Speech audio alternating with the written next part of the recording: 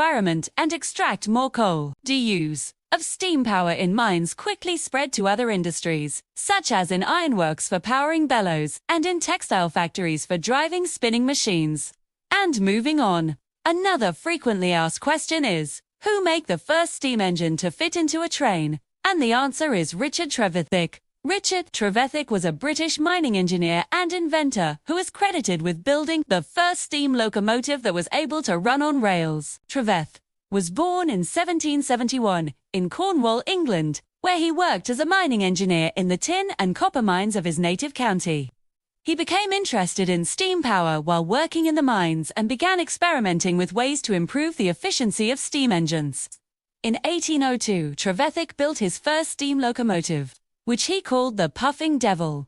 This was a small engine that consisted of a boiler mounted on wheels, a single driving wheel with a connecting rod and a valve gear that controlled the flow of steam to the cylinder. The Puffing Devil was able to run on rails, but it was too small and underpowered to be of much practical use. However, it demonstrated the feasibility of using steam power to drive a locomotive. In 1804, Trevithick built a larger and more powerful engine that he called the Blubber. This engine featured 2 driving wheels and a set of smaller wheels in the middle to help with steering. The Blubber was able to haul a load of 10 tons for several miles on a single charge of fuel. Although not the first steam locomotive ever built, Trevithick's engines were the first to be designed specifically for railway use, and it laid the foundation for the development of modern steam locomotives. Lastly, what year does this happen? And the answer is between the year 1698 and 1712. Thomas Savery patented his steam engine in 1698, while Thomas Newcomen received a patent for his improved atmospheric engine in 1712. Both engines were developed and patented in England during this time period. So, there you have it, the answer to the common questions about the first steam engine. Hopefully you learned something new and gained a deeper appreciation for this amazing invention and those who made it possible. Don't forget to leave your thoughts and comments below. If you enjoyed this video, be sure to check out our other videos for more engineering insights. Thanks for watching, and see you in the next one. Hey there, engine enthusiasts. Today we're diving deep into the fascinating world of the Cat engine. If you've ever wondered about the powerhouse behind some of the most robust machines in construction and transportation, you're in for a treat. So grab your hard hats and let's rev up this journey through the history of the Cat engine. Now, before we start, let me just say that the story of the Cat engine is not just about nuts and bolts. It's a tale of innovation, perseverance, and the relentless pursuit of power and efficiency. It's the kind of story that gets gearheads like us all revved up. Let's kick things off by winding the clock back to the early 20th century. Picture this. It's 1904, and 2 visionary inventors, Benjamin Holt and Daniel Best, are about to change the face of agriculture and construction forever. These guys weren't just tinkering in their garages, they were laying the groundwork for what would become Caterpillar Inc., the behemoth behind the iconic Cat engine. Holt was the mastermind behind the track-type tractor, which was a game-changer for farmers dealing with soft, muddy soil. Meanwhile, Best was perfecting his own traction engine. Little did they know that their friendly rivalry would eventually lead to a merger that would shake up the industry. Fast forward to 1925. And boom, the Caterpillar Tractor Company is born. But here's the kicker. They weren't making their own engines yet. Can you believe it? The company that would become synonymous with powerful engines was actually sourcing them from other manufacturers. Talk about a plot twist. But hold on to your wrenches, folks, because things were about to get interesting. In the 1930s, Caterpillar decided it was time to take matters into their own hands. They started developing their own engines, and let me tell you, they weren't messing around. These early Cat engines were built like tanks, robust, reliable, and ready for anything. Now, let's shift gears and talk about World War II. This global conflict was a turning point for Caterpillar and their engines. The company's machines were suddenly in high demand for military applications. We're talking tanks, artillery, tractors, and even marine engines for ships.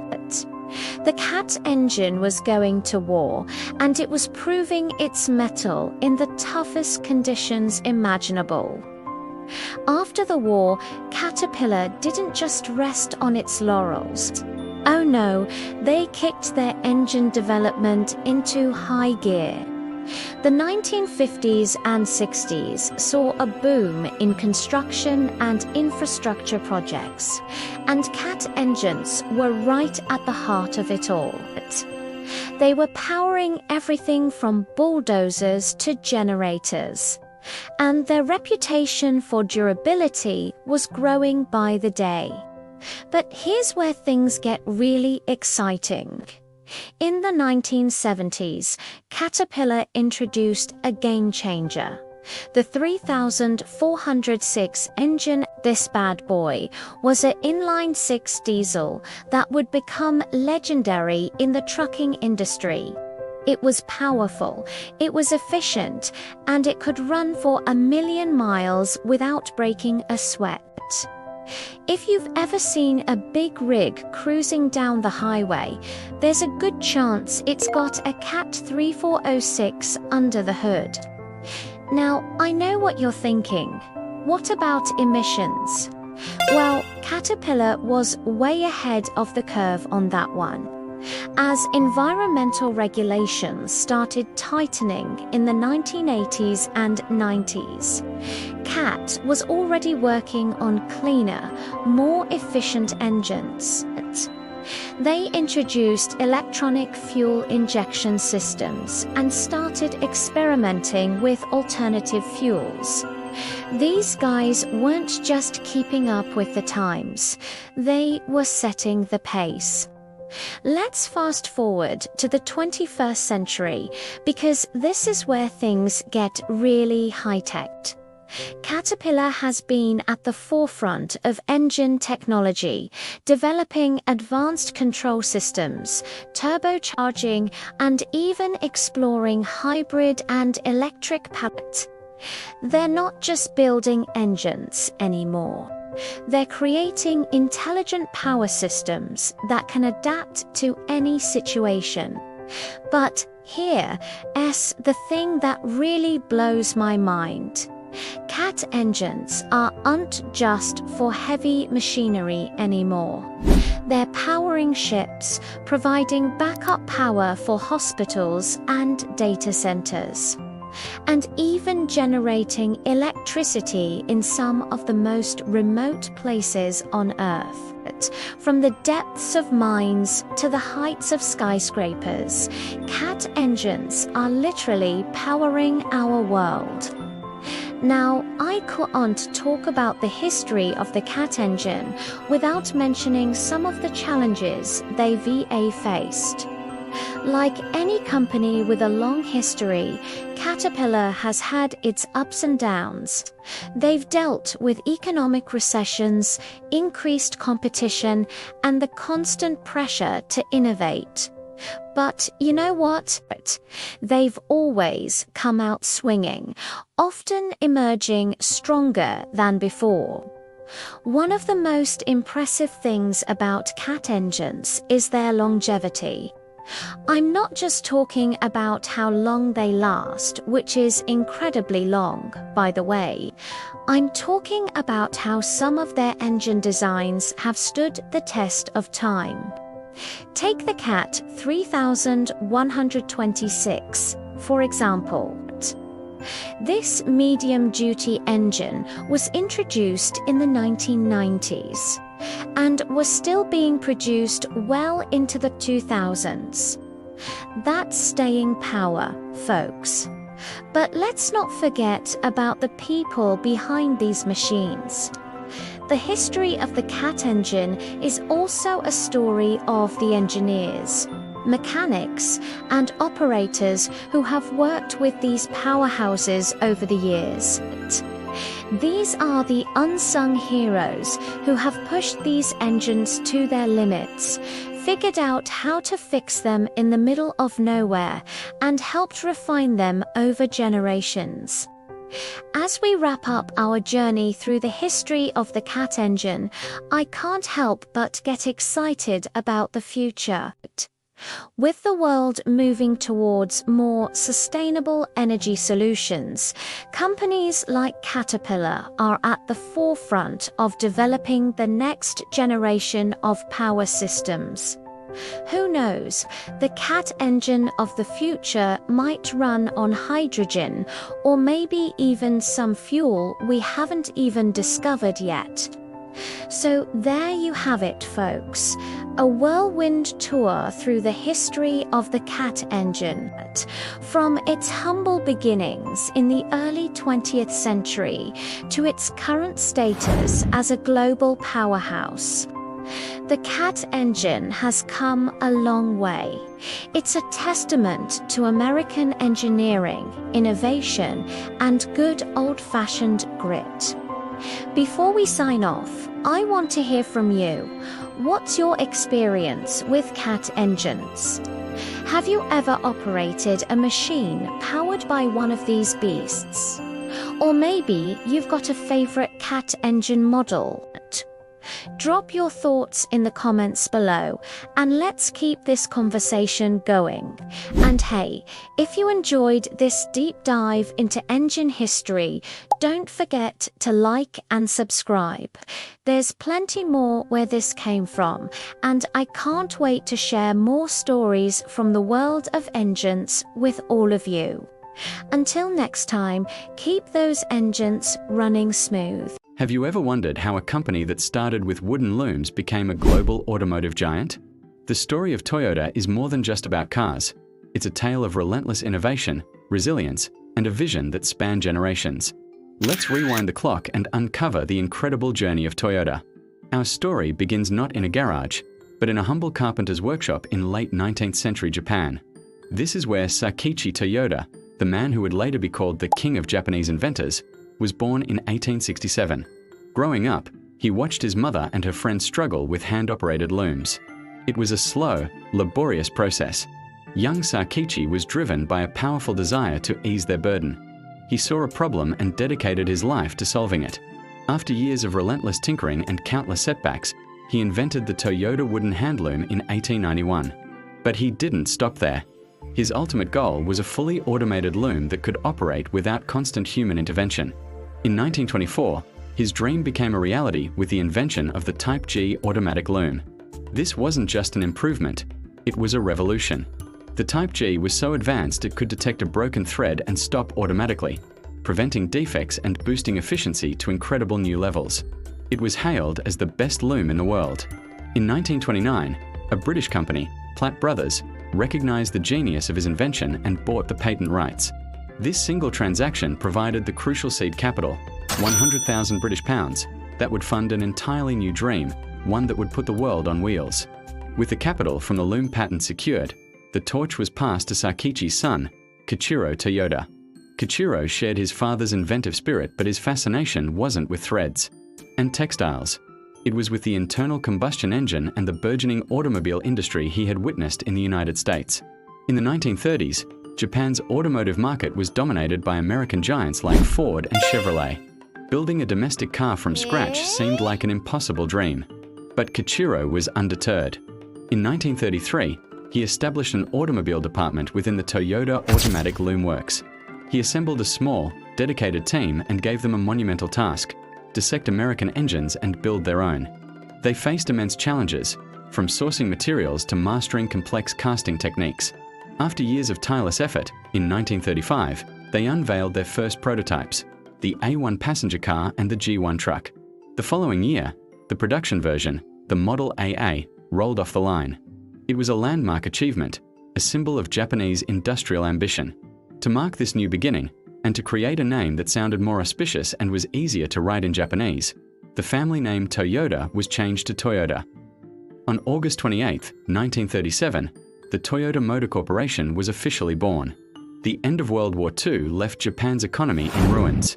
Toyota, like the rest of the nation, faced a fight for its very survival. Production was crippled, materials were scarce, and the company was on the brink of bankruptcy. During a severe labor dispute in 1950, Kichiro Toyota made the difficult decision to step down, taking responsibility for the company's struggles. It was a dark time, but it was also a period that forged the very soul of the company. It was during these post-war years that the legendary Toyota Production System, or TPS, began to take shape. Guided by the principles of Jidoka, automation with a human touch, a concept inherited from Sakichi's looms. And just in time, which meant producing only what is needed, when it is needed, and in the amount needed. This wasn't just a manufacturing method, it was a philosophy. At its heart was Kaizen, the idea of continuous improvement, empowering every single employee to identify and eliminate waste. This relentless pursuit of efficiency and quality would become Toyota's secret weapon. As Japan's economy slowly recovered, Toyota launched the Toyopet Crown in 1955. This was their first independently designed passenger car, and it was a success. 2 years later, in 1957, Toyota took a bold step and exported the Crown to the United States, marking its first foray into the world's most competitive market. The 1960s and 70s were a period of explosive growth for Toyota. The company had learned valuable lessons from its early American exports and was ready to create a car designed for the world. The brief was simple: create a people's car that was affordable, reliable, and economical. In 1966, the world was introduced to the Toyota Corolla. It wasn't the fastest or the flashiest car on the road, but it was exactly what the world needed. It was practical, it was fuel efficient, and above all, it was incredibly dependable. It just worked. The timing was perfect. The oil crisis of the 1970s made car buyers worldwide desperate for smaller, more efficient vehicles, and the Corolla was there to answer the call. While other manufacturers struggled, Toyota's sales soared. The Corolla quickly became a global phenomenon. It wasn't just a car, it was a promise of quality and reliability. This era cemented Toyota's reputation. The company expanded its manufacturing footprint across the globe, bringing the Toyota Production System and its philosophy of Kaizen to new markets, and setting a new standard for automotive manufacturing worldwide. By the end of the 1970s, the Corolla had become the best-selling car in the world, a title it has held for much of its history. Entering the 1980s, Toyota was a global powerhouse, known for its quality and reliability. But it wanted to challenge the established luxury players from Europe and America. In 1983, Chairman Eiji Toyoda posed a question to his top engineers: can we create a luxury car to challenge the very best? This sparked a top-secret project codenamed F1 for Flagship One. After 6 years of obsessive development, over $1 billion in investment, and 450 prototypes, the result was unveiled to the world in 1989, the Lexus LS 400. It stunned the industry with its incredible refinement, quietness, and meticulous attention to detail. Lexus didn't just compete with the luxury establishment, it redefined it. But Toyota's vision didn't stop at luxury. The company was already looking towards the next great challenge: sustainability. As concerns about the environment grew, Toyota poured resources into developing a car that would drastically reduce emissions. In 1997, they launched the Toyota Prius, the world's first mass-produced hybrid vehicle. It was a technological marvel, combining a gasoline engine with an electric motor. The Prius became an icon of environmental consciousness and paved the way for the electrification of the entire industry. Today, Toyota continues to push the boundaries of mobility, investing heavily in battery electric vehicles, pioneering hydrogen fuel cell technology with cars like the Mirai, and exploring the future of connected and autonomous driving. From a simple wooden loom to a future of zero emissions, Toyota's journey has always been driven by one guiding principle: a relentless dedication to building a better future through innovation. Thank you so much for watching. If you enjoyed this journey through automotive history, don't forget to like, subscribe, and hit that notification bell for more stories behind the world's greatest brands. See you in the next video. Hey there, truck enthusiasts! Today, we're diving into the fascinating world of Leyland, a name that once stood tall among the giants of the global truck industry. Buckle up as we take a journey through time, exploring how this British powerhouse rose to become one of the top 5 truck manufacturers in the world, only to face a dramatic downfall. Let's start by rolling back the clock to the early 20th century. Picture this, a small engineering firm in Lancashire, England, founded by James Sumner in 1896. Little did he know that his humble beginnings would pave the way for a trucking empire that would leave its mark on roads across the globe. As the years rolled by, Leyland Motors, as it came to be known, began to flex its mechanical muscles. The company's first major breakthrough came in 1913 when they introduced the Leyland S-Type, a robust and reliable truck that quickly gained popularity among British businesses. This was just the beginning of Leyland's journey to the top.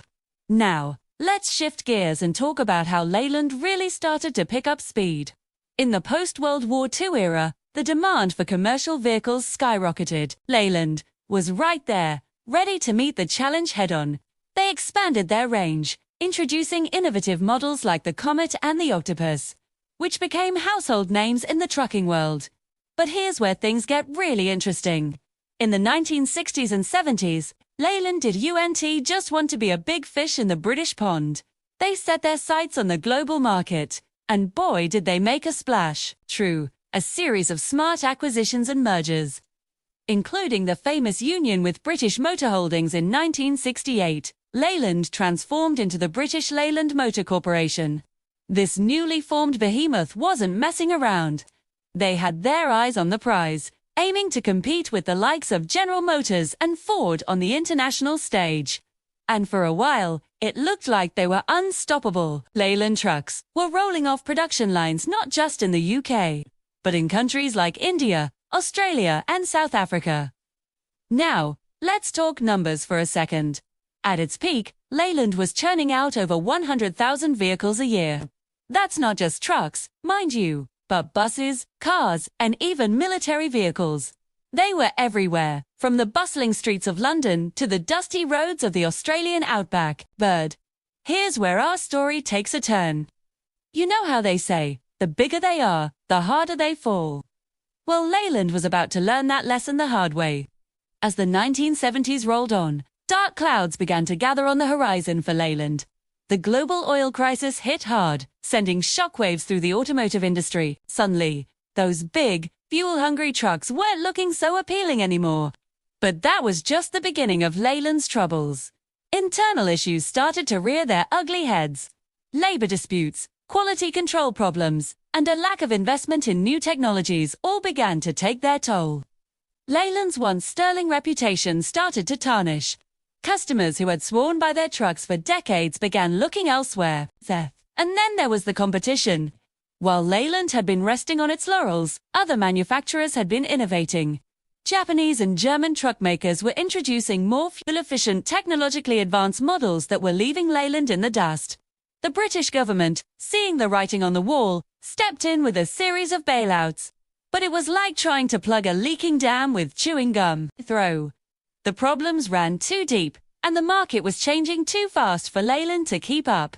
By the 1980s, the once mighty Leyland was a shadow of its former self. The company was broken up, with various divisions sold off to different buyers. The Leyland Trucks division, the heart of the original company, was eventually acquired by DAF Trucks in 1987. It's a sobering tale, isn't it? A company that once stood shoulder to shoulder with the giants of the industry, reduced to a footnote in automotive history. But let's not end on such a somber note. There's a silver lining to this story, a testament to the enduring legacy of Leyland. You see, even though the Leyland name might not be plastered on the side of trucks anymore, its DNA lives on. The engineering expertise, the innovative spirit that made Leyland great, didn't just disappear. It was absorbed into other companies, influencing truck design and manufacturing to this day.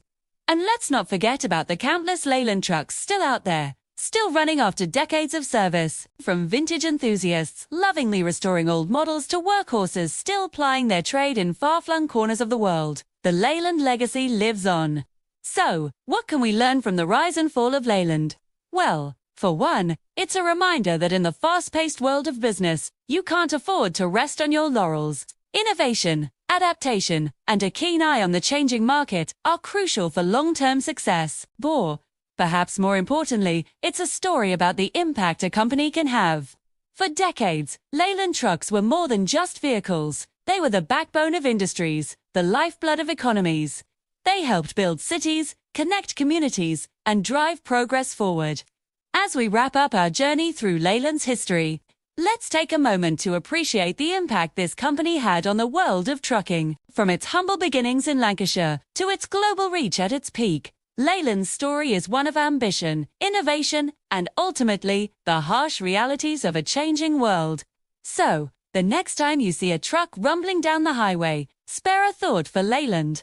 While their name might not be on the grill anymore, their influence is still felt on roads around the world, too. It's a reminder that in the world of business, as in life, nothing lasts forever, but true innovation leaves a lasting legacy. And there you have it, folks, the rise and fall of Leyland, one of the most fascinating stories in automotive history. From ruling the roads to becoming a cautionary tale, it's a journey that reminds us of the ever-changing nature of industry and the importance of staying ahead of the curve. Thanks for joining me on this trip down memory lane. If you enjoyed this dive into trucking history, be sure to like, comment, and subscribe for more stories from the world of wheels. Until next time, keep on trucking. Hey everyone, and welcome back to the channel. If you've ever been on a highway, chances are you've seen it. That tough, determined bulldog perched on the hood of a massive truck, that's the emblem of Mack Trucks, a true American icon. But have you ever wondered about the story behind that bulldog? Where did this legendary company come from, and what makes a Mack truck? Well, a Mack truck. Today, we're diving deep into the incredible history of Mack Trucks, from a small wagon-making shop in Brooklyn to a global powerhouse in the trucking industry. We'll explore its origins, its role in shaping history, and where it's headed in the future. So, buckle up, we're about to hit the road on a journey through more than a century of power, performance, and pure grit. The story of Mack Trucks begins not with trucks, but with wagons, and not with the name Mack, but with two brothers, Jack and Gus Mack, back in 1890. John M. Mack, or Jack as he was known, was working for a wagon and carriage company in Brooklyn, New York. A few years later, in 1893, he and his brother Augustus, or Gus, bought the company they worked for. A third brother, William, joined them shortly after. The Mack brothers were skilled craftsmen, but they were also visionaries. They saw the world changing around them. The age of the horse and buggy was drawing to a close, and the era of the internal combustion engine was just beginning. They started experimenting, trying to create their own self-propelled vehicles. Their first successful motorized vehicle wasn't a truck at all. It was a bus. In 1900, they built a 40-horsepower, 20-passenger sightseeing bus. This vehicle was a beast for its time, known for its incredible reliability. In fact, it ran for over 1 million miles. This bus, nicknamed Old Number 1, proved that the Mack brothers knew how to build things that last. This success gave them the confidence to officially enter the motorized vehicle business, and in 1905 they moved their headquarters to Allentown, Pennsylvania, a city that would become synonymous with the Mack name. they started producing a range of vehicles, including trucks, which they called Manhattan trucks. The real breakthrough came with the Mack AC model, introduced in 1916. This truck was a game-changer. It was rugged, powerful, and incredibly durable. Its distinctive, snub-nosed hood gave it a unique and aggressive look, but it was its performance on the battlefields of World War I that cemented its legendary status. The British military needed a tough truck to haul troops and supplies, and they found it in the Mack AC. The British soldiers were so impressed with its stubborn, tenacious performance, they nicknamed it the Bulldog, comparing it to their own national mascot, the British Bulldog. The name stuck. By 1922, the Bulldog had become the official corporate symbol of Mack trucks, and a year later, the iconic Bulldog hood ornament was patented. The phrase "built like a Mack truck" entered the American vocabulary, becoming a universal shorthand for anything tough and durable. Over the next few decades, Mack trucks continued to innovate. They were pioneers in diesel engine technology for trucks and introduced many features that are standard today. During World War II, Mack once again answered the call of duty, producing thousands of heavy-duty trucks for the Allied forces. These trucks were instrumental in military logistics, from hauling tanks to building airfields. After the war, Mack helped rebuild America, providing the trucks that powered the post-war economic boom and the construction of the interstate highway system. The Mack B series, introduced in the 1950s, became one of the most popular and recognizable trucks of its time, known for its rounded cab and classic styling. So, with such a rich history and a powerful brand, why did Mack trucks eventually get sold?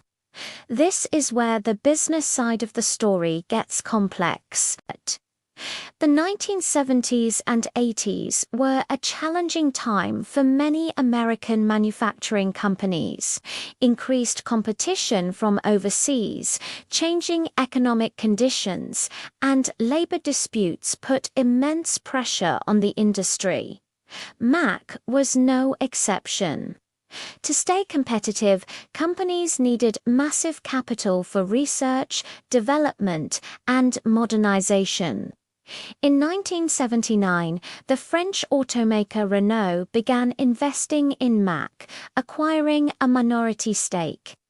This partnership provided a much-needed infusion of cash and access to global markets.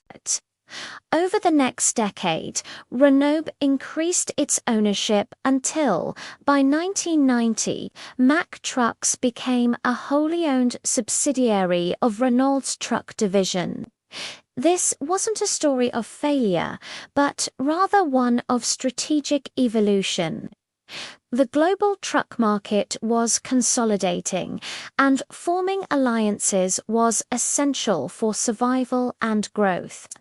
The partnership with Renault allowed Mack to modernize its plants and expand its technological capabilities.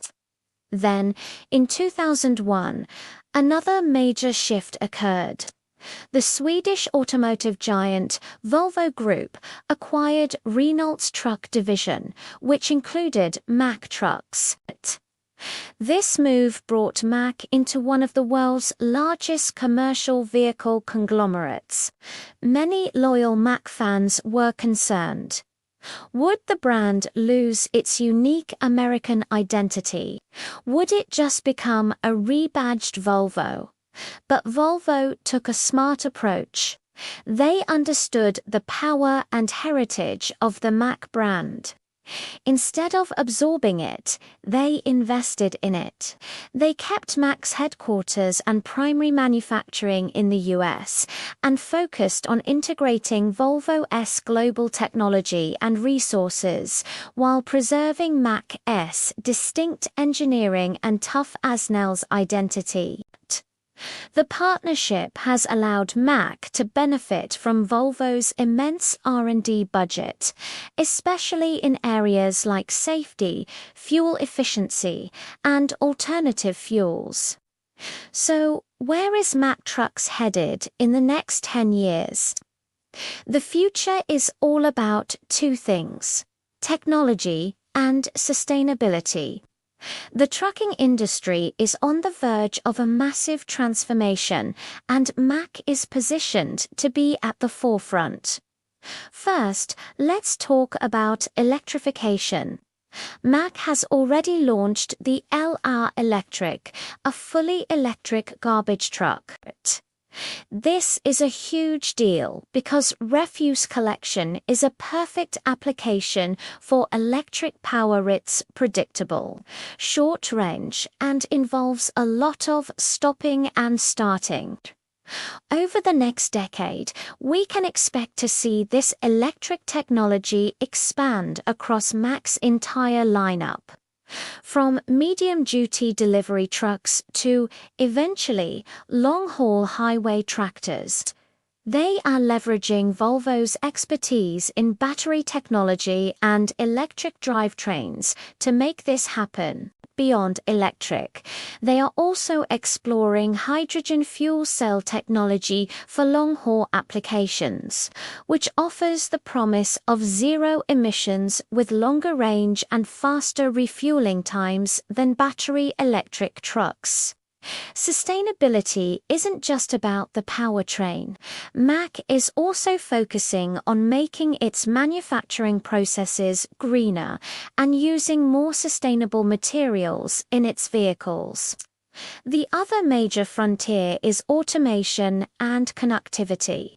Trucks are becoming smarter and more connected than ever. Mack is already incorporating advanced driver assistance systems, or ADAS, to make driving safer and less stressful. Things like collision mitigation, adaptive cruise control, and lane keeping assist are becoming standard. Looking ahead 10 years, we'll see much higher levels of automation. While fully driverless trucks on all roads are still a ways off, we can expect to see highly automated trucks operating in controlled environments like ports, distribution centers, and on dedicated highway lanes. This will improve efficiency and safety dramatically. Connectivity, or telematics, is another huge area of growth. Mack's GuardDog Connect system already monitors the truck's health in real time, predicting maintenance needs before a breakdown occurs, and even scheduling service appointments automatically. In the next decade, this connectivity will become even more sophisticated, enabling trucks to communicate with each other and with infrastructure what's known as V2X communication. This will help optimize traffic flow, prevent accidents, and make the entire logistics chain more efficient. The classic Bulldog grit will still be there, but it will be combined with a high-tech brain. So, from a small wagon shop in Brooklyn to a global leader in electric and automated transportation, the story of Mack Trucks is a testament to resilience, innovation, and the enduring power of a strong brand. The Bulldog spirit that carried it through to world wars and a century of change is now driving it into the future. It's an American icon that has never been afraid to evolve. The next time you see that Bulldog on the highway, you'll know it represents not just a history of toughness, but a future of smart, sustainable, and powerful trucking. Thanks so much for watching. What are your favorite Mack truck models? Let me know in the comments below. And if you enjoyed this deep dive, don't forget to hit that like button and subscribe for more stories about the machines that move our world.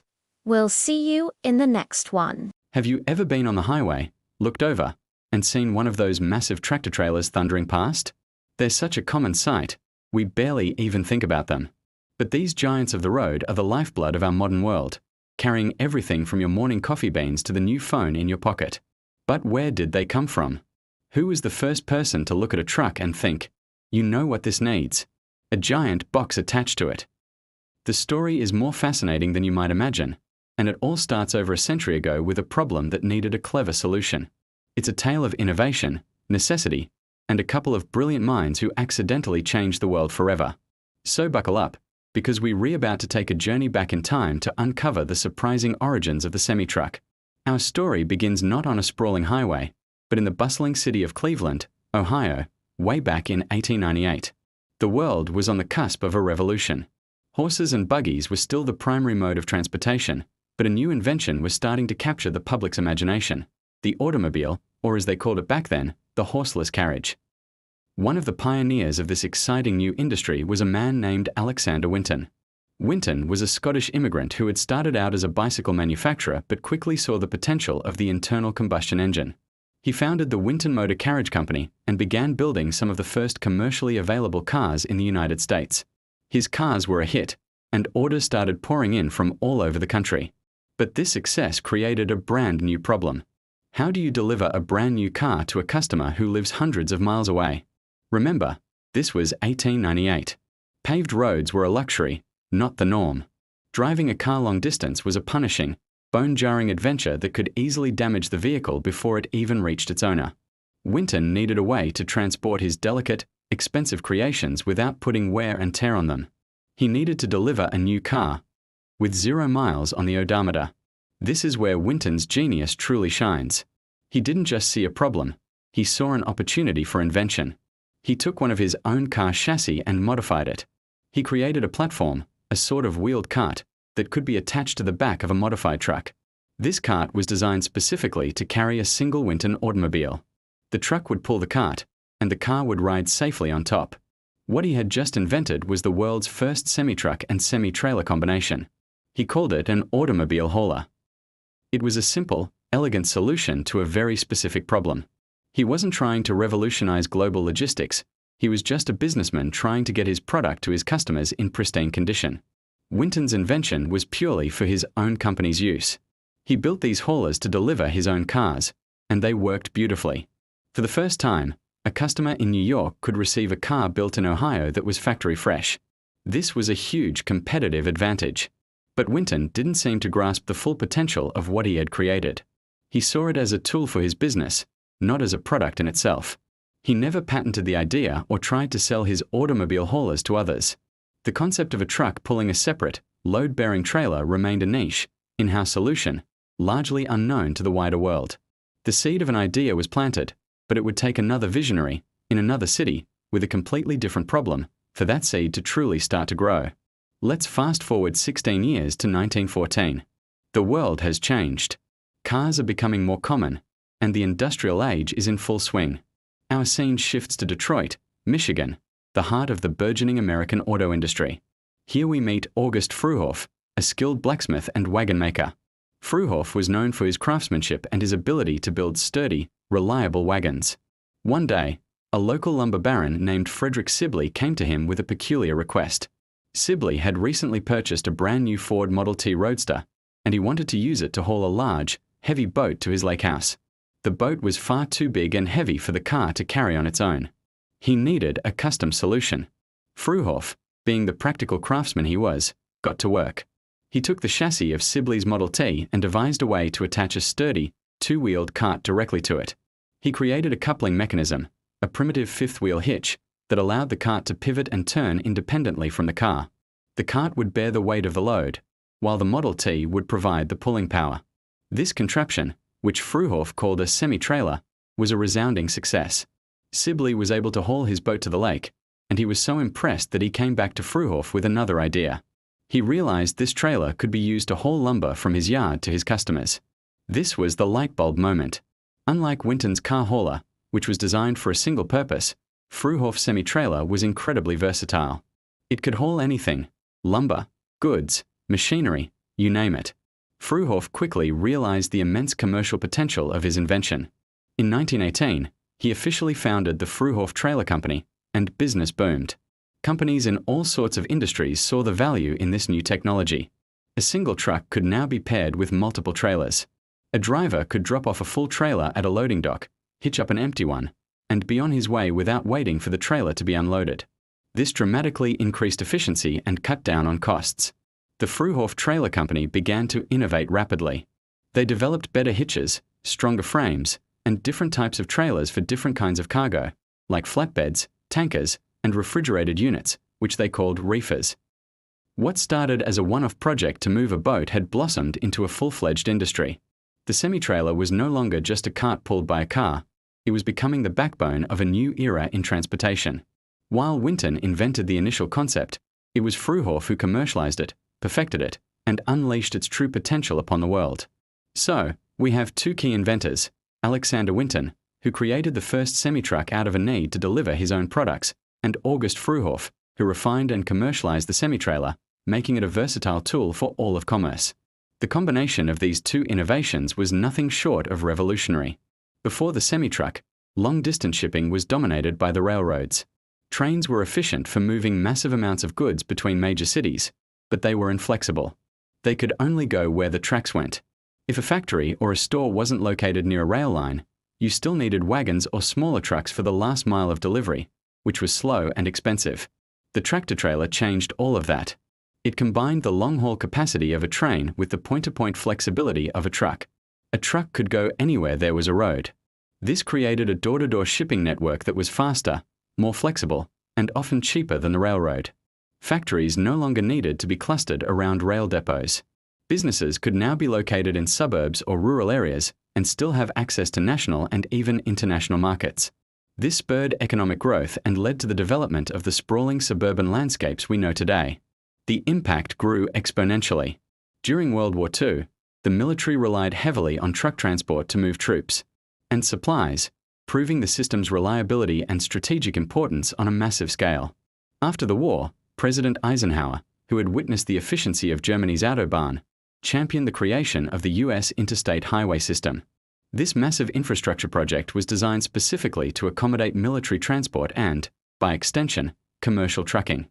The creation of these superhighways was like pouring gasoline on the fire of the trucking industry. Suddenly, trucks could cross the entire country in a matter of days, connecting every corner of the nation in a web of asphalt. Today, the legacy of Winton and Fruehof is all around us. Over 70% of all freight in the United States is moved by truck. Virtually every single item you own was on a truck at some point in its journey to you. From the raw materials pulled from the earth, to the factory where they were assembled, to the distribution center, to the store shelf, to your front door, the tractor-trailer is the unsung hero of our consumer society. It's a complex continent-spanning ballet of logistics that happens 24 hours a day, 7 days a week, all thanks to a carmaker who wanted to keep the miles off his new cars and a blacksmith who was asked to move a boat. It's a powerful reminder that sometimes the biggest revolutions start with the simplest of problems. The next time you're out on the road and see one of those big rigs rumbling along, take a moment to appreciate the incredible story behind it. It's not just a truck, it's a piece of history, a mobile monument to innovation that continues to shape our world in ways we rarely even consider. Thank you so much for joining me on this historical journey. If you found this story as fascinating as I do, be sure to hit that like button and subscribe for more deep dives into the history of the things that make our modern world tick. Let me know in the comments what piece of everyday technology you'd like to learn about next. Until then, stay curious. Hey everyone, and welcome back to the channel. Today we're diving deep into the history of a machine that, quite literally, built the modern world. You see them on every construction site, every major road project, a true titan of industry. I'm talking about the dump truck.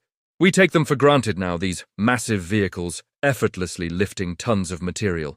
But have you ever stopped to think about where they came from? What did the very first one look like? And who were the brilliant minds that conceived of a truck that could dump its own load? The story is way more fascinating than you might think, filled with steam power, clever inventors, and a revolution in how we move materials. It's a journey that takes us from the horse and cart era to the dawn of motorized transport. So buckle up, because we're about to haul a heavy load of history starting way back in the late 19th century. Our story begins not in a bustling American city, but across the pond in Western Europe, during a time of incredible industrial change. The year is 1896. Cities are growing, factories are churning out goods, and with all this progress comes a lot of, well, waste, and a lot of materials that need to be moved. Back then, if you needed to transport sand, coal, or gravel, your options were pretty limited. You'd use a horse-drawn cart, and when you got to your destination, unloading was a back-breaking, time-consuming process. Everything had to be shoveled out by hand, shovel by shovel. It was slow, it was inefficient, and it required a massive amount of manual labor. Enter a brilliant English engineer named John Isaac Thornycroft. Thornycroft was a visionary in the world of steam-powered vehicles. He founded the Thornycroft Steam Carriage and Van Company, and he was constantly looking for new ways to apply steam power to solve practical problems. He saw the inefficiency of manual unloading and had a groundbreaking idea. What if the vehicle could unload itself? In 1896, he developed what many consider to be the great-grandfather of all dump trucks. He called it a steam-powered tip cart, though it was more commonly known as a dust cart because its primary job was hauling waste and dust. This machine was a true marvel of its time. It wasn't a truck as we know it today. It was a heavy, steam-powered vehicle. But the genius was in its design. Thornycroft devised a mechanism that used a separate drive to power a tipping system. The driver could engage a lever, and the entire cargo bed would tilt backward, allowing its contents to slide right out. It was a simple concept, but utterly revolutionary. For the first time, a vehicle could drop its load without a team of workers spending hours with shovels. This single invention dramatically increased efficiency on work sites and in city sanitation. Thornycroft's steam-powered tip cart wasn't just a new vehicle, it was a new way of thinking about transporting bulk materials. It proved that mechanical power could do more than just move a vehicle from point A to point B. It could also perform the work that once required immense human effort. This British innovation planted the seed that would soon sprout and flourish in the fertile ground of American industry. As the 19th century gave way to the 20th, the action shifts to the United States, a nation buzzing with ambition and industrial might. While Thornycroft's steam-powered creation was a game-changer, steam had its limitations. It was heavy, slow to start up, and required a lot of maintenance. The future was with the internal combustion engine, and American companies were leading the charge. Across the country, small workshops and factories were experimenting with this new, more efficient power source, building the first automobiles and trucks. One of these pioneering companies was the Galion Buggy Company, based in Galion, Ohio. As their name suggests, they started out making horse-drawn buggies. But like many smart businesses of the era, they saw the writing on the wall. The age of the horse was ending, and the age of the motor was beginning. They pivoted to manufacturing motorized vehicles, and they had their eyes set on solving the same problem Thornycroft had tackled: how to unload materials more efficiently. Around 1904, the Galion Buggy Company developed one of the very first motorized dumping vehicles in America. They mounted a simple, hand-operated dumping mechanism onto one of their early truck chassis. It was still a far cry from the powerful machines we know today. The driver would have to get out and manually crank a winch or pull a lever to get the bed to tilt, but it was a significant step forward. It combined the mobility and speed of a gasoline-powered truck with the utility of a dumping body. This made it far more practical for a wider range of jobs than its steam-powered predecessor. But the real breakthrough was yet to come. While manual dumping was better than shoveling, it still required physical effort and time. The next logical step was to automate the dumping process entirely. Inventors and engineers began experimenting with different ways to use the truck's own power to lift the bed. Early designs were often complex and unreliable, using a series of gears and clutches powered by the engine. But the most promising technology was hydraulics. The idea of using pressurized fluid to generate immense force was not new, but applying it to a truck was. Companies like the Wood Hoist Company, which later became Wood Hydraulic Hoist and Body Company, were at the forefront of this innovation. They developed some of the first successful hydraulic hoist systems for trucks. This was the true game changer. With a hydraulic hoist, the driver could simply pull a lever from inside the cab, and a powerful hydraulic cylinder would smoothly and effortlessly raise the heaviest of loads. The process of dumping tons of material was now reduced to a simple action that took only a few seconds. This innovation, first appearing around 1914, transformed the dump truck from a clever novelty into an indispensable piece of industrial equipment. The combination of a motorized chassis and a hydraulic hoist created the blueprint for every modern dump truck that would follow. The industry was now set for its next major evolution. The 1920s roared in, a decade of unprecedented growth and construction. Skyscrapers were reaching for the heavens, and massive infrastructure projects like the Hoover Dam were on the horizon. All this construction required moving staggering amounts of earth, rock, and concrete. The early hydraulic dump trucks were good, but they had their limits. The hydraulic systems were still relatively new and could be complex to maintain. The industry was ripe for another innovation, one that focused on simplicity, reliability, and raw power. This is where another key figure enters our story, Robert Mahoney. In 1920, Mahoney developed a new type of dump truck that took a slightly different approach. Instead of relying on the still-developing hydraulic technology, he went back to a more mechanical solution, but with a clever twist. He designed what he called the gravity dump body. His design featured a heavy-duty cargo bed mounted on a pivot point. To hold it in place, he used a strong cable connected to a powerful winch, which was driven by the truck's engine. When it was time to dump, the driver would release a latch. The weight of the load itself, combined with gravity, would cause the bed to tip backward. The winch and cable system controlled the descent and then powerfully pulled the empty bed back into place. This design was brilliantly simple and incredibly robust. It didn't have the complex seals and fluid lines of a hydraulic system, making it easier to maintain and repair in the rugged conditions of a construction site. Mahoney's winch and cable system could handle incredibly heavy loads with great reliability. This invention was so effective that it became a dominant design for heavy-duty dump trucks for many years. It allowed for the creation of larger, more capable trucks that could tackle the most demanding jobs. Robert Mahoney's contribution was crucial because it provided a tough, dependable solution that perfectly matched the needs of the booming construction industry. His design didn't just move materials, it accelerated the pace of progress, helping to build the roads, bridges, and cities that define modern America. From Thornycroft's steam-powered cart to Mahoney's rugged winch system, the evolution of the dump truck is a perfect example of human ingenuity. Each step of the journey was driven by a simple need: to do a tough job better, faster, and more safely. These inventors weren't just building machines. They were creating tools that empowered us to reshape our world on a scale never before imagined. The hydraulic systems became more powerful and reliable. The trucks themselves grew larger and more specialized. And today we have articulated haulers and massive mining trucks that can carry hundreds of tons in a single load. But at the heart of every single one is the same fundamental idea that sparked in the minds of those early pioneers: a vehicle that can dump its own load. So the next time you see a dump truck lumbering down the road, take a moment to appreciate its incredible history. It's more than just a truck. It is a monument to over a century of innovation and a symbol of the relentless drive to build a better world. Thank you so much for watching. If you found this history as fascinating as I do, please hit that like button and consider subscribing for more deep dives into the machines that made history. Let me know in the comments what piece of industrial history you'd like to see covered next. Until then, stay curious. Hey everyone, and welcome back to the channel.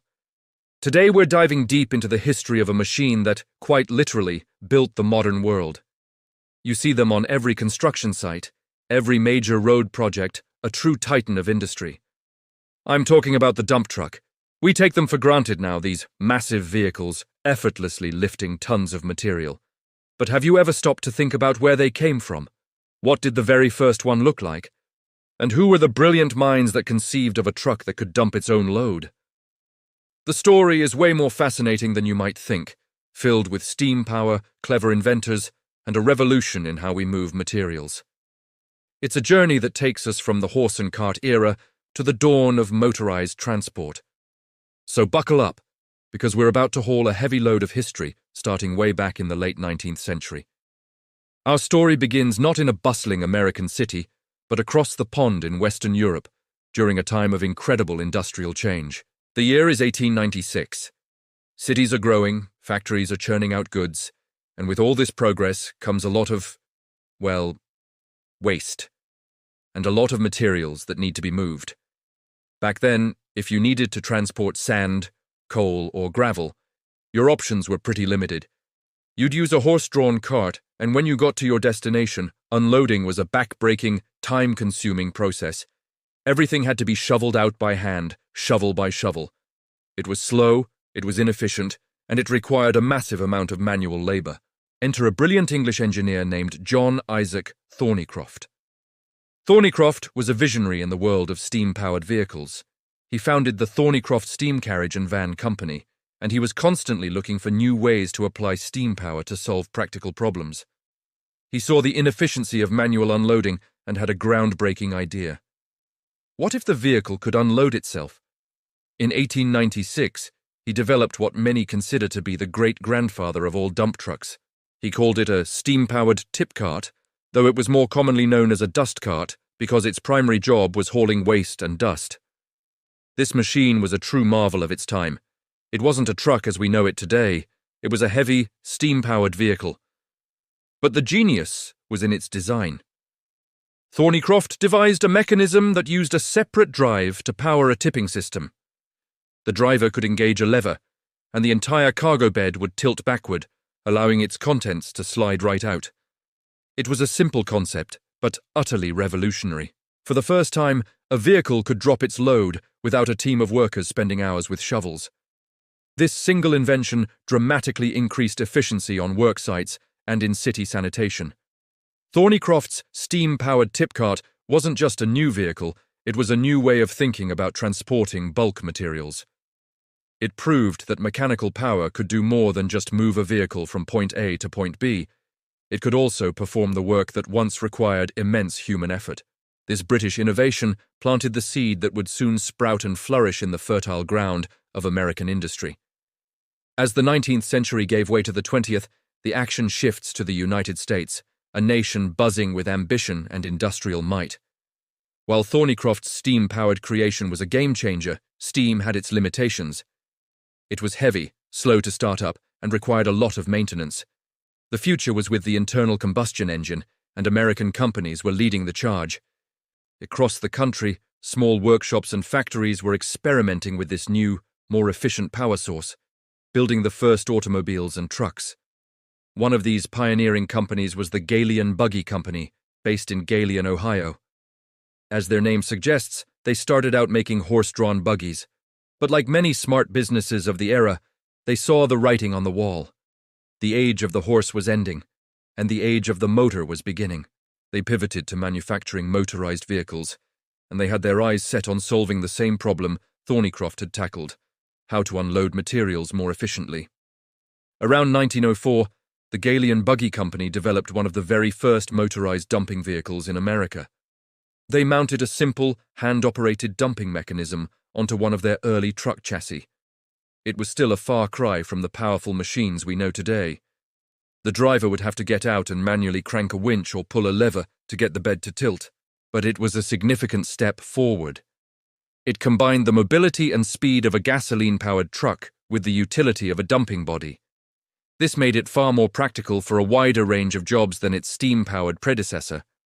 But the real breakthrough was yet to come. While manual dumping was better than shoveling, it still required physical effort and time. The next logical step was to automate the dumping process entirely. Inventors and engineers began experimenting with different ways to use the truck's own power to lift the bed. Early designs were often complex and unreliable, using a series of gears and clutches powered by the engine. But the most promising technology was hydraulics. The idea of using pressurized fluid to generate immense force was not new, but applying it to a truck was. Companies like the Wood Hoist Company, which later became Wood Hydraulic Hoist and Body Company, were at the forefront of this innovation. They developed some of the first successful hydraulic hoist systems for trucks. This was the true game changer. With a hydraulic hoist, the driver could simply pull a lever from inside the cab, and a powerful hydraulic cylinder would smoothly and effortlessly raise the heaviest of loads. The process of dumping tons of material was now reduced to a simple action that took only a few seconds. This innovation, first appearing around 1914, transformed the dump truck from a clever novelty into an indispensable piece of industrial equipment. The combination of a motorized chassis and a hydraulic hoist created the blueprint for every modern dump truck that would follow. The industry was now set for its next major evolution. The 1920s roared in, a decade of unprecedented growth and construction. Skyscrapers were reaching for the heavens, and massive infrastructure projects like the Hoover Dam were on the horizon. All this construction required moving staggering amounts of earth, rock, and concrete. The early hydraulic dump trucks were good, but they had their limits. The hydraulic systems were still relatively new and could be complex to maintain. The industry was ripe for another innovation, one that focused on simplicity, reliability, and raw power. This is where another key figure enters our story, Robert Mahoney. In 1920, Mahoney developed a new type of dump truck that took a slightly different approach. Instead of relying on the still-developing hydraulic technology, he went back to a more mechanical solution, but with a clever twist. He designed what he called the gravity dump body. His design featured a heavy-duty cargo bed mounted on a pivot point. To hold it in place, he used a strong cable connected to a powerful winch, which was driven by the truck's engine. When it was time to dump, the driver would release a latch. The weight of the load itself, combined with gravity, would cause the bed to tip backward. The winch and cable system controlled the descent and then powerfully pulled the empty bed back into place. This design was brilliantly simple and incredibly robust. It didn't have the complex seals and fluid lines of a hydraulic system, making it easier to maintain and repair in the rugged conditions of a construction site. Mahoney's winch and cable system could handle incredibly heavy loads with great reliability. This invention was so effective that it became a dominant design for heavy-duty dump trucks for many years. It allowed for the creation of larger, more capable trucks that could tackle the most demanding jobs. Robert Mahoney's contribution was crucial because it provided a tough, dependable solution that perfectly matched the needs of the booming construction industry. His design didn't just move materials, it accelerated the pace of progress, helping to build the roads, bridges, and cities that define modern America. From Thornycroft's steam-powered cart to Mahoney's rugged winch system, the evolution of the dump truck is a perfect example of human ingenuity. Each step of the journey was driven by a simple need: to do a tough job better, faster, and more safely. These inventors weren't just building machines.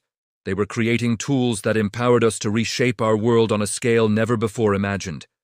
The hydraulic systems became more powerful and reliable. The trucks themselves grew larger and more specialized. And today we have articulated haulers and massive mining trucks that can carry hundreds of tons in a single load. But at the heart of every single one is the same fundamental idea that sparked in the minds of those early pioneers: a vehicle that can dump its own load. So the next time you see a dump truck lumbering down the road, take a moment to appreciate its incredible history. It's more than just a truck. It is a monument to over a century of innovation and a symbol of the relentless drive to build a better world. Thank you so much for watching. If you found this history as fascinating as I do, please hit that like button and consider subscribing for more deep dives into the machines that made history. Let me know in the comments what piece of industrial history you'd like to see covered next. Until then, stay curious. Hi everyone! Welcome back to another episode. And here we have an absolute unit. This is the Volvo 9800.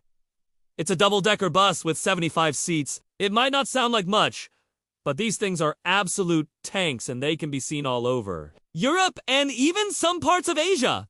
They're also the cheapest double-decker bus that Volvo makes at around 450,000 euros. That is for the base model, which may not come with all the goodies that you see on this bus. That includes the TV screens and the leather seats and the charging ports and stuff like that. But it's still a great deal considering how much life these buses have left in them. These are absolutely massive. They're 14 meters long, 2.5 meters wide, and almost 5 meters tall. They're also very heavy, about 13 tons when empty. The engine is a 9-liter diesel engine that produces 330 horsepower and 1,300 newton meters of torque. The top speed of this bad boy is 100 kilometers per hour, which is about 62 miles per hour. That might seem slow, but keep in mind that this thing weighs more than an elephant. So, it's actually pretty quick. Plus, it can carry a lot of people. You can fit up to 75 passengers on this bus, which is why they're often used for long-distance travel. They're also very comfortable. The seats are spacious, and there's a lot of leg. Plus, there's a bathroom on board, so you won't have to stop for a while. And that's why these buses are so popular. They're cheap and reliable, and they can take you anywhere you want to go in style. But if you ask me, I think the best part about this bus is the safety features. Volvo is known for making some of the safest cars in the world. And the same goes for their buses. The 9800 is no exception. It has a strong steel frame that protects the passengers in case of a collision. It also has features such as lane departure warning, adaptive cruise control, and emergency brake assist. So you can rest assured that you'll be safe when you ride on one of these. So that was a bit of background on the Volvo 9800 bus. But now I want to talk about why I think this is one of the best buses in the world. Now, I know that's a bold statement and you might disagree with me, but hear me out. First of all, I love the design of this bus. It's sleek and modern, and it looks like it's from the future. I mean, just look at those headlights. They look like a pair of lasers. But it's not just the looks that make this bus special. It's also got a lot of power and torque, which means it can handle any terrain. And it's super fuel efficient, too, which is important for a bus that carries a lot of people. Now, I've never driven a bus like this before. In fact, I've never driven anything bigger than a car. But I've watched a lot of videos, and I've done my research. And I think I know what it takes to drive a bus like this. And that, SYI, was really excited. When I saw that Volvo offered a driving simulator experience online, I figured it would be a fun way to get a taste of what it's like to drive a double-decker bus. And let me tell you, it did not disappoint. The simulator was super realistic. It felt just like I was sitting in the driver's seat of a real Volvo 9800 bus. The steering wheel was responsive and the pedals were smooth and the graphics were sharp and clear. I could see everything around me, including the other drivers and pedestrians. It was like I was actually driving down the streets of Gothenburg, Sweden, where Volvo is based. Of course, driving a bus is more than just steering and braking. It's also about being aware of your surroundings and planning ahead. That's why I was impressed by the simulator's AI system. It was smart and unpredictable, just like real-life traffic. Sometimes the cars in front of me would brake suddenly or change lanes without warning. But I was prepared for it thanks to the simulator's advanced technology. I could see what was coming next, and I could react accordingly. But let's face it. The best part of driving a bus is the view. From the driver's seat, you get a panoramic view of the road ahead. You can see everything clearly and you feel like you're on top of the world. The simulator captured this feeling perfectly. I felt like I was really driving a double-decker bus. I could see the buildings and the trees and the other vehicles around me. It was amazing. Overall, the Volvo driving experience was fantastic. It was challenging and exciting and fun. It gave me a new perspective on what it takes to drive a bus. And it made me appreciate the skill and the courage of the drivers who do it every day. And that's why I think the Volvo bus is one of the best in the world. It's not just a vehicle, it's a symbol of safety, innovation, and quality. It is a bus that you can trust to get you where you need to go safely and comfortably. And that's something that you can't say about every bus. If you agree with me, give this video a thumbs up and let me know in the comments below. And if you don't, well then tell me why. I love to hear what you have to say. Either way, I hope you enjoyed this video, and I hope you learned something new. Thanks for watching. Subscribe for more updates. And until next time, happy driving. Now, speaking of more updates, we have a few things to talk about. First off, this channel has reached a milestone, which is absolutely insane. I can't believe that so many people are interested in learning about buses and trucks and other vehicles like that. It's very encouraging to see that my videos are getting out there and reaching new audiences. It's very cool to be able to share my passion with others, and I hope that you guys are learning something new and maybe even having a little bit of fun along the way. Anyway, I wanted to take a moment to thank you guys for all the support you've shown me. It really means a lot to me, and it keeps me motivated to keep making videos. I'm very grateful for all the likes, comments, shares, and subs that I've been getting, and I am very excited to see what the future brings to this channel. Speaking of the future, I have some exciting news to share. We gonna be taking a break from talking about buses and trucks for a while, and we gonna be talking about something else entirely. Now, don't worry, we're not gonna abandon this channel or anything like that. We've just gonna explore a new topic for a while, and I promise I'll come back to buses and trucks eventually. But for now, I want to encourage you to be open-minded and curious, and to embrace the unknown. You never know what you might learn or discover. Anyway, I'm very excited about this new adventure, and I hope that you guys are too. Let's make some memories together. And finally, I want to remind you to stay safe out there. Whether you're driving a bus, a truck, or anything else on the road, always be careful and responsible. Don't drink and drive, don't text and drive, and always wear your seatbelt. The road can be a dangerous place sometimes, but you can reduce your risks by being smart and cautious. Thank you for listening, and thank you for watching. Until next time, stay safe, stay curious, and stay tuned. This is the first engine ever, and this is how it works. So here's an interesting fact. The first engine was not invented by a man named First. So who invented it? Well, his name was actually Thomas Firehouse. He was born in Newmilns, England in 1726, and he was a very intelligent man. Like he was the type of guy who would sit down and figure out how things work just by looking at them. For example, one time he saw a spinning jenny and basically reverse engineered it to make his own version of it. In fact, he made two versions of it. And the thing is, they were both more efficient than the original. But we'll get back to that later. Now, even though he was a very smart man, he had a pretty difficult childhood, because when he was just 9 years old, his dad died, which meant his family needed someone to help support them. So he got a job working at a steel mill, but he didn't like it. He much preferred tinkering in his workshop, which is why eventually he quit his job and started working as a mechanic. And this is when he started making some money. He was now able to support his family, so everyone was happy. But sadly, around this time, he also developed tuberculosis, which is a very serious illness that affects your lungs. It's actually what killed my grandfather. Anyways, Thomas knew that he wasn't going to be able to work for much longer, so he decided to focus all his energy on one final project, which was creating a machine that would be able to pump water out of coal mines.